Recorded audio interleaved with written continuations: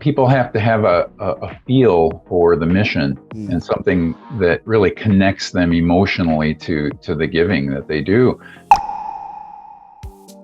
This is the Leadership Foundry Podcast. I'm your host this week, Brandon Smith.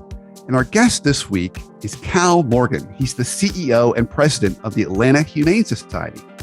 So Cal's whole business is pets. He helps us not only foster, but also adopt, whether it's cats, dogs, animals to bring more joy to our life. So what a powerful, meaningful piece of work. And I was particularly interested in what it means to be an effective not-for-profit leader today. So I want you to really hone in on our conversation of some of the things Cal's learned in his journey as a not-for-profit leader and some of the tips that he gives for leaders today in general, as well as specifically not-for-profit leaders on how to lead effectively in the world that we're in today. So stay tuned to the conversation. I know you're going to get as much out of it as I did. Cal, really great to have you on the show here today. Thrilled to not only hear about the good work you're up to, but since this is the Leadership Foundry Podcast, really excited to hear about some of the leadership lessons in your unique journey. So welcome. Thank you so much. It's an absolute delight to be with you today. Yeah. So I'm particularly passionate about the work you do, given that I am the recipient of some of the good work you do with my two pups, Ellie and Walter. So before I ruin the surprise, maybe a good starting place for us, share with the listeners a little bit about the good work that you and your team are doing today. And then I would love to hear the journey that got you into this seat, because I know there's got to be a story there. So let's start with today and then back us all the way up to what got this thing started. Well, I'm just thrilled again to be here today to just share a little bit about the work of Atlanta Humane Society and sort of my small part in a great organization.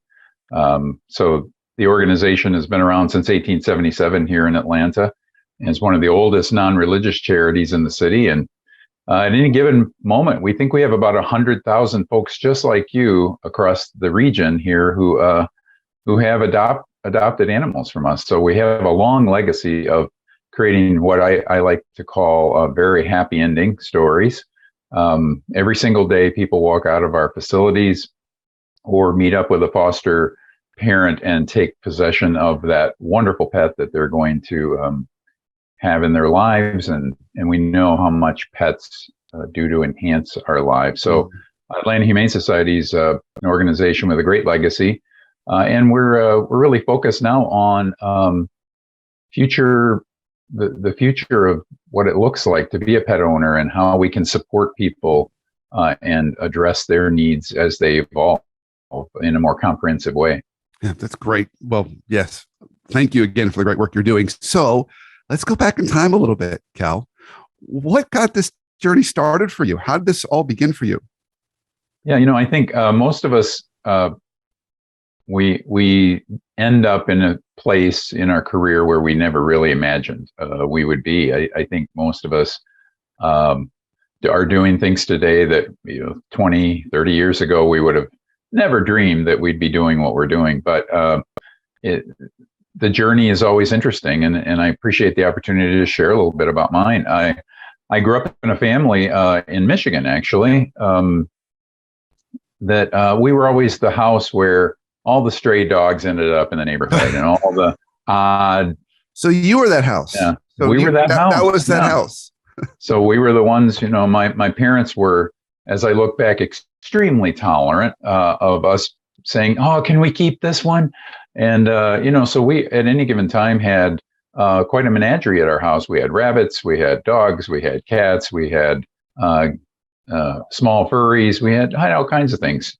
Amphibians, we'd be the ones who would find a turtle that was out of place, and we'd create a little habitat and make sure the turtle was fine, and then we'd put him back in the pond. So I kind of grew up in that kind of family, but never thinking anything about really the bigger picture of animal welfare or sheltering or anything. So went about my life and went to school. I was going to be a CPA, and then got sort of called by a nonprofit organization when I was ready to start looking for a job, and it was with the United Way. And so I started my career there, and really had a taste of what it was like to be able to serve the community. And in that role, I was able to really see a lot of the organizations that were providing services on a wide range in our local community there. And so when it came time, the calls started coming in. I was going to sit for the CPA exam and be a CPA and go that route. And I said, man, I'm having too much fun. This is so rewarding. I'm going to pass on that. And I'm going to really make a career here in the nonprofit arena. So that led me to several organizations. I worked for the American Cancer Society for 12 years as a regional vice president in the Midwest. Learned great things there. I came to Atlanta quite a bit. I had a regular flight from Detroit to Atlanta on Delta that got me in, and I had my schedule down coming here to this city. So I was very familiar with this community. And one day a recruiter called me and said, hey, they're looking for a CEO for Michigan Humane Society. And I had to confess, honestly, I'd never been in an animal shelter.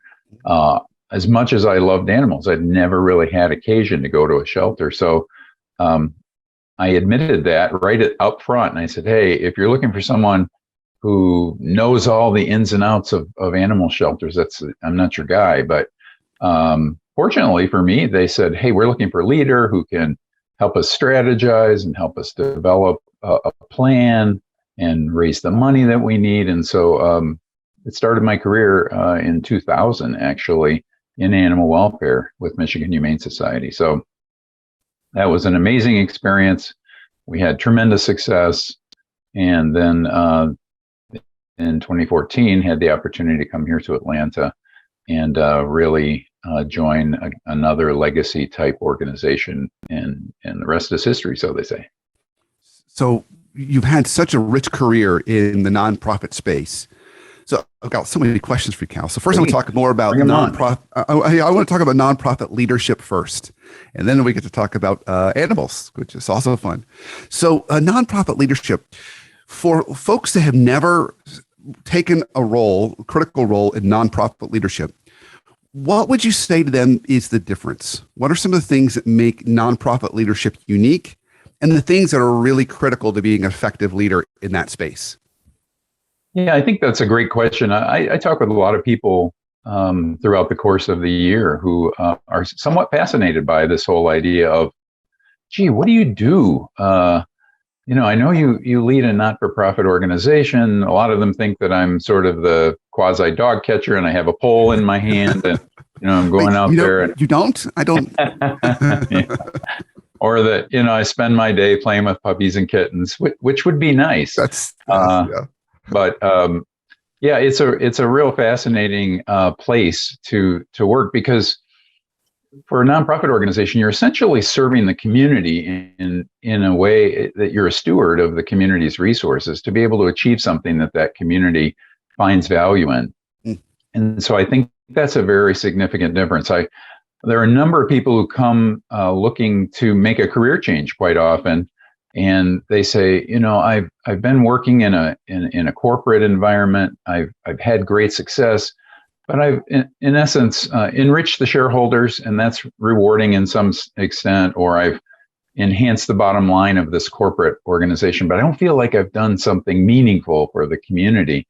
And so they're often looking for roles where they can engage with an organization like Atlanta Humane Society to really impact people and impact pets. And I think that's a significant difference. We like to say that when you leave each day, you've earned a bit of an emotional paycheck working in the not-for-profit arena. And that's certainly not exclusive to Atlanta Humane Society. There's so many great organizations that serve every community in that nonprofit space. And it is a wonderful feeling when you can carry that with you and say, hey, I really made the world a little better place today.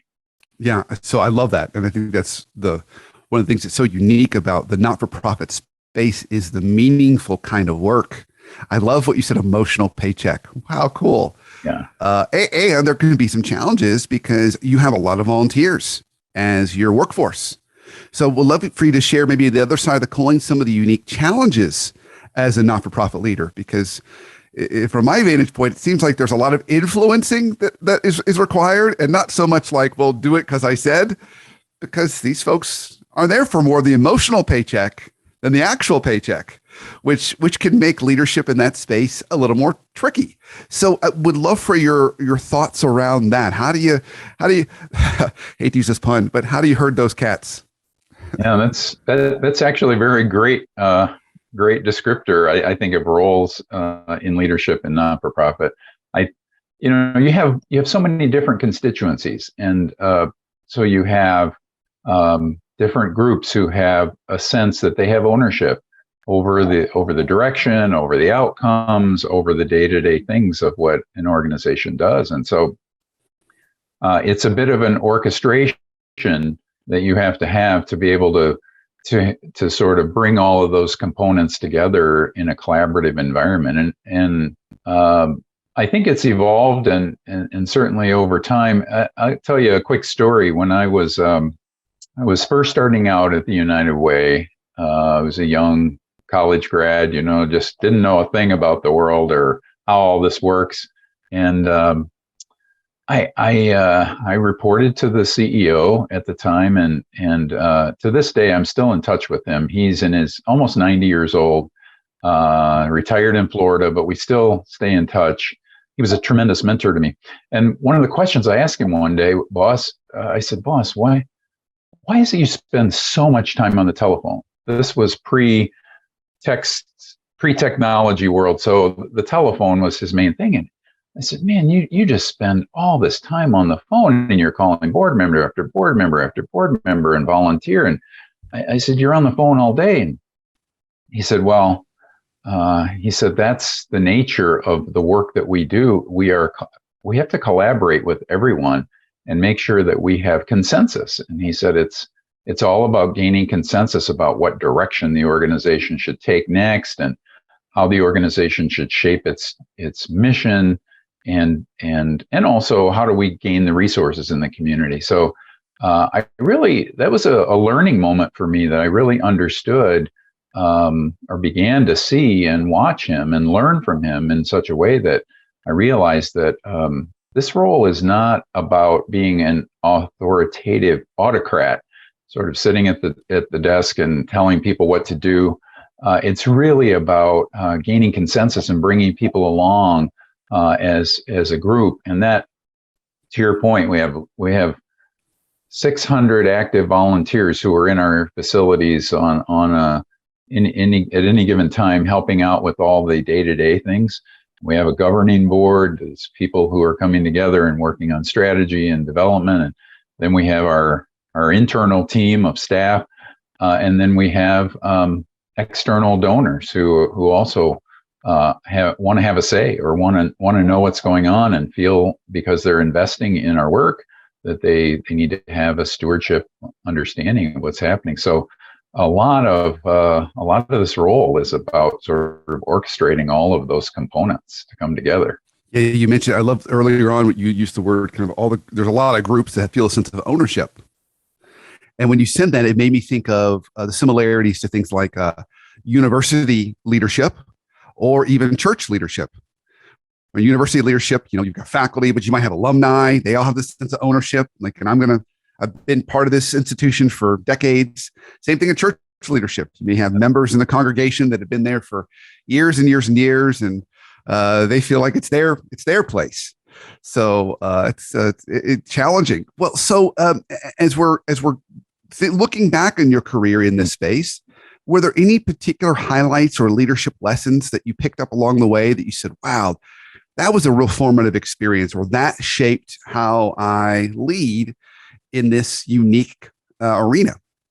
Well, I think all of us, if you've been in any profession for a while, you can look back and see moments where you had learning experiences. Almost all of those learning experiences, in my case anyway, came from the difficult ones, the times where we didn't make the right play, we didn't make the right call.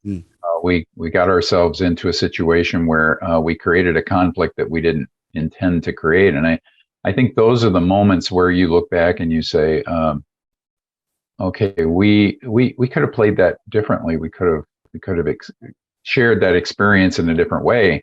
I can recall we were doing a big golf event one time. Everybody does golf events. Everybody does dinners. Nonprofits have a variety of ways that they raise their support. And this was a golf event that we were putting on back in Michigan. And I thought everything had gone just so beautifully, for the day. And our focus had been, our message was, hey, we need to raise a lot of money for the Humane Society. And that's our purpose here. And so we really pushed that message. And, then the day of, after everything was over, I had several people come to me and they were unhappy, believe it or not, after a great day of golf and after an experience. And they said, you were too focused on trying to raise the money today. Why didn't you talk more about the animal stories and tell us more about the work that was going on? And so at that moment, that was a learning experience where you realize that you have to find a balance in all the things that we do, that we can't just focus in on raising the support. It's important, but people have to have a feel for the mission and something that really connects them emotionally to the giving that they do. And that was a huge moment for me to realize that balance has to always be there. And it's really helped us as we've shaped and had great success here in Atlanta with everything we do is first focused on sharing the impact and the story of how animals are helped and how people are helped. And, I don't really remember a time in the last 20 years where I really sat down across the table from someone and said, I need you to give me $1,000. I need you to give me $50,000. I've learned it's all about just sharing the story. And then when people are moved by that story, when they're moved by the work, then they're forthcoming and they say, well, I'd like to support that. I want to be part of that. I love what you're doing. And so for me, that was a huge lesson that has served us well over a lot of years. Yeah. And so it involves patience because naturally you need the resources to keep things running, but we're going to get there through telling these stories and connecting people to the good work. And so a little patience, a little faith along the way. Okay, so now I want to go back to a specific time. All right, so then the pandemic hits, okay, and everyone's kind of sheltering in place. And at some point, there was this general consciousness of two things. One, we should buy a bigger house or buy a house with more space or something. That was one thing that happened to everybody, right? We're going to renovate offices and build a pool and whatever. And then, hey, wouldn't it be nice to have a pet or two around during all this? So talk to us a little about how the pandemic shaped and impacted the work that you and your team were doing at that time and how you managed some of those changes. Yeah, I think everyone has now a COVID story, don't we? It's that modern, like we were saying, earlier this morning. Everyone had a story around, if you live in Atlanta, around Snowmageddon. This shared experience of COVID has certainly been one for all of us, and I think from a Humane Society perspective, from our leadership team, our experience started out just like everyone else. Okay, we've got to mitigate the concerns about exposure and spreading this virus. So we're going to really significantly close our doors temporarily, refocus, figure out how to run the organization in a new environment with new parameters.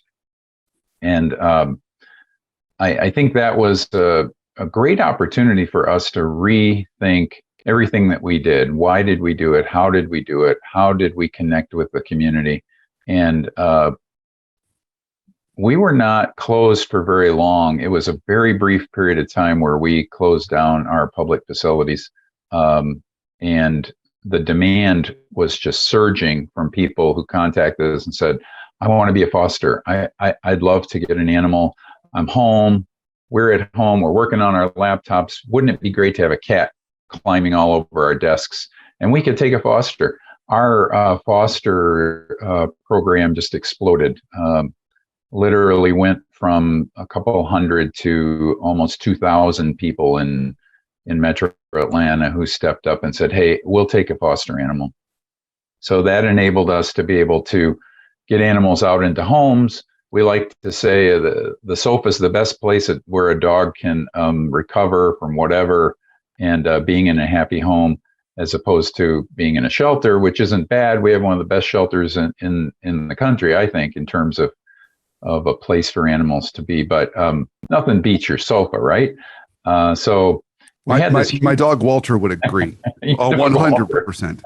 I'm sure somewhere in my house right now he's enjoying one of the many sofas. That's what they do. Like a sofa buffet for him. He's like, which one am I going to pick right now? I'll pick that one today. Yeah. Start there. After lunch, I'll change it up to because the sun or the dynamics in the room will have changed. So that's exactly right. He's got to get the right zen, right? He does. Yeah. So we saw a big surge in that, and I think I remember after 9/11 there was a big shift of animal welfare. We saw this huge surge in demand for people wanting pets after 9/11.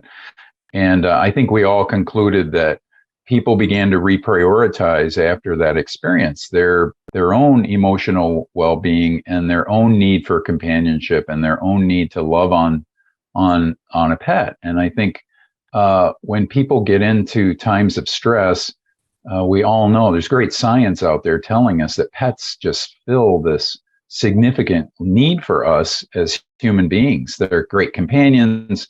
They greet us. They're always happy to see us. How good is that? Walter, if he decides to get off the sofa, probably is happy to see you when you walk in the room, and the tail wags, and that's a tremendous help to us as human beings, both our mental health and even our physical health. We all know the research. Blood pressure goes down if you're around an animal, except maybe for one of mine who is a little hyper. That can make my blood pressure go the other way, but I won't get into that. So the pandemic just created this sea change, I think, for people. People then decided to become foster failures. That is, they decided they're not going to just foster this animal; they're going to adopt this animal because they've fallen in love. And so we've seen a big surge of that, not only here locally, but across the country. And so that was one big change that happened with COVID.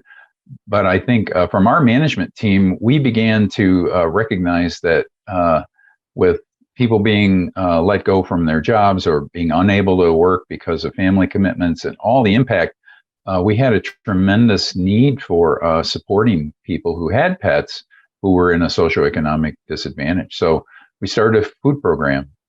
And we didn't do that extensively before COVID. And we started by just getting the word out, and we'd get donations of food, and people would pull up and we'd drop a bag of dog food in their trunk, and they'd drive away and they'd come back when they needed more. Well, that's evolved into a major thrust for the Humane Society now, and it's become a new program. I think we've distributed almost 500,000 pounds of dog food since the pandemic began. And so that's a fundamental shift for our organization, that we recognize that there's so many people in the community who are struggling to make ends meet. And they have to make decisions every day, like, do I feed my family? Do I feed my pet? Or do I share some of the human food with the pet? And so we're trying to alleviate that. And that's been a big thrust for the organization. And it was a great learning experience for us to really recognize that there's a significant need out there. Yeah, that's a great example of how you pivoted, how you took that situation and re-examine the needs of the community and how they were evolving and created programs to meet those needs, which I think is the hallmark of a really great nonprofit organization and leadership. So kudos. I mean, fantastic. I had no idea. So thanks, Cal. I've already learned several things today. So I really appreciate it. So we're going to start to land our plane here. I'm going to ask a few more questions about the Humane Society. So if folks want to support the Humane Society, learn more about what you're doing, both locally in the Atlanta area, but even if they're living in Michigan or they're living in Houston or they're living in Sacramento, what are some ways they can learn more about their local Humane Society and support their local Humane Society? Well, I think thanks for the opportunity to share this. A lot of people don't realize that we're not all affiliated. So the Humane Society in Sacramento is not affiliated officially with the Humane Society in Toledo, Ohio. We're all independent organizations. We're all supported by our local community. So clearly, it's very easy to find the local Humane Society in your community, and I think that's the first start is get to their website, take a look at what they're doing, check them out, take the opportunity to get involved, and really see what you can do to make an impact in your local community. And here in Atlanta, atlantahumane.org is our doorway to everything Atlanta Humane and all the work that we're doing here in Atlanta and in Georgia and in the southeastern U.S. We have a sort of a three-pronged approach here where we're really trying to serve this entire region on a number of levels. So we have lots of ways for people to engage with us on our mission as well. That's great. That's great. Well, since this is the Leadership Foundry podcast, I always ask all my guests on the podcast, as we're kind of starting to kind of end our time here, is there one good leadership lesson that you could give for us listening here today that would help listeners be better leaders starting tomorrow? What's one good practical tip, something they could start to do? Yeah, I think one of the big opportunities for us as leaders is to always be open to multiple avenues of achieving an objective.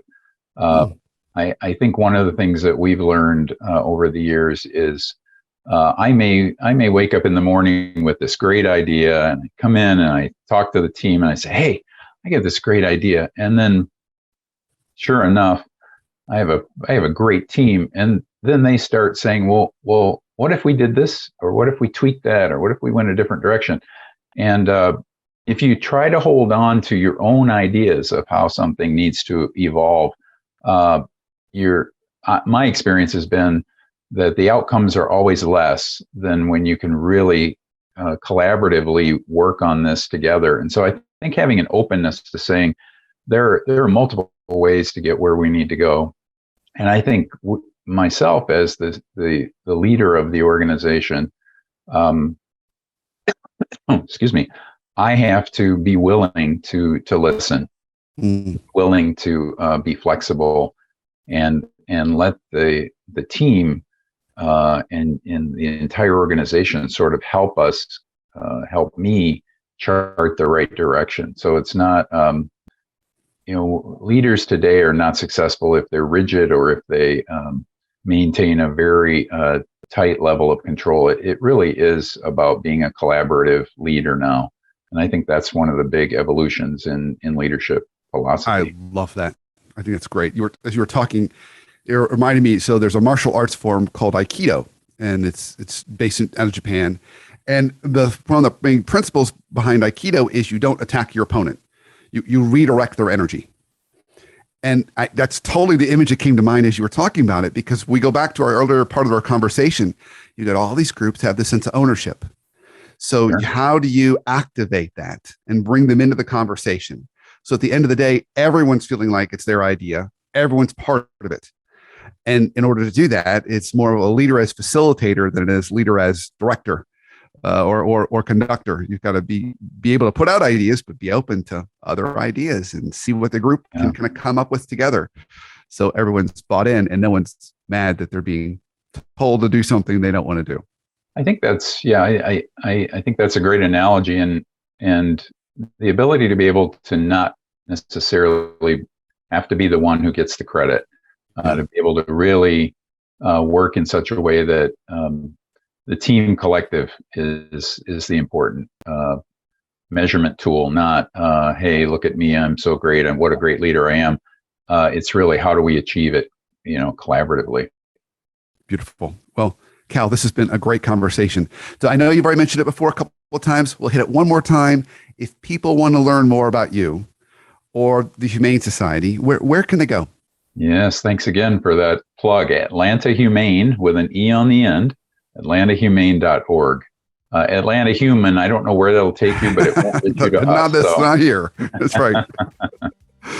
Yeah, we appreciate that. We'd love to hear from people and let them see what we're doing and become part of this movement. And it's an exciting place. Well, I'm thrilled and proud to say we're part of it too. Our family would be incomplete without Ellie and Walter. So thank you for all the great work that you and your team have been doing. So this is great. Thanks, Cal, for coming on the show and sharing your wisdom today. Oh, it's great to be here, and all the best to you and your two dogs. I loved my conversation with Cal. Of course, I'm biased as a rescuer of two pups, Ellie and Walter, that are Atlanta Humane Society alumni dogs. I really am connected to his mission and what he does.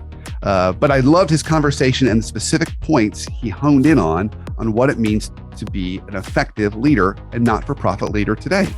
So first, he reminds us in the not-for-profit world, people work for the emotional paycheck, which I just thought was a great idea and analogy. Not just the regular paycheck, the emotional paycheck. But that flips to the other side. People have such a deep connection and commitment and sense of ownership to the organization. It can be difficult to lead in a directive way. You must have a more facilitative way and really pull out ideas and allow the group to really own some of the ideas. I also love even some of the more specific things that he and his team have done during the pandemic. They pivoted and it allowed them to refocus. And through that, they came up with a program on how to provide food to homes that maybe are struggling with income and need to choose between feeding their pets or feeding their people. Well, they're meeting that need, which I think is another important reminder for us not-for-profit leaders. Always be looking for those needs in the community that we can find programs to meet. So if you get a chance to visit your local Humane Society chapter, I would encourage you. And if you don't, I would encourage you to donate. I know that my family has benefited tremendously and thousands of other families have as well. So thank you for listening to the conversation today. I hope you got as much out of it as I did.